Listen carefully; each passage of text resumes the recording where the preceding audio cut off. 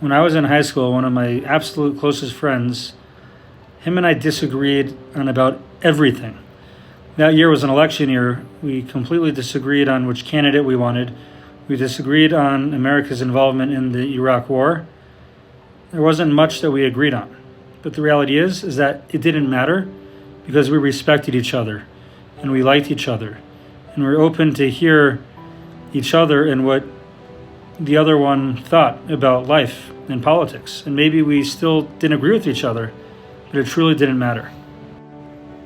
After the attempted assassination on Donald Trump the other night,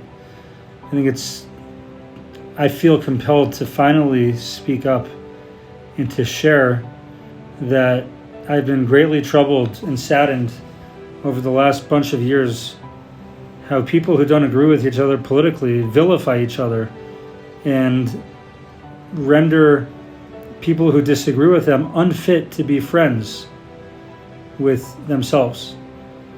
And it's sad that just because someone maybe voted a different way from you, that you feel like you have nothing in common with them and you can't talk to them, you can't hear them out, and you can't appreciate them for a human being that they are, and you can't be friends with them.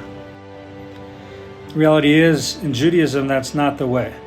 In Judaism, our entire religion is based on argument and question and challenging opinions that you don't agree with. There's a beautiful episode in the Talmud where there were study partners, Reish Lakish and Rabbi Yochanan. And after Reish Lakish died, Rabbi Yochanan was despondent because his chavrusa, his study partner, died.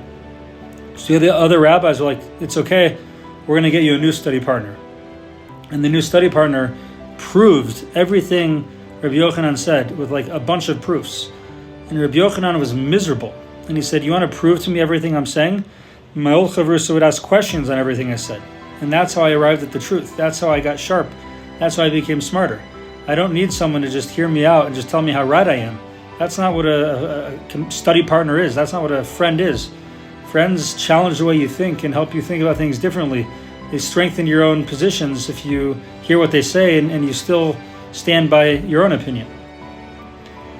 So it's my hope and prayer that maybe one lesson we can learn from what happened the other night is at a minimum we can just respect each other.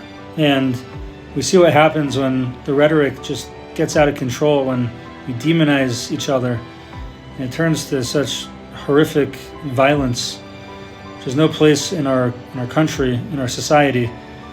And please God, we can, as the election approaches, we can respect one another, hear each other out, and be friends with each other, even if we don't vote the same way.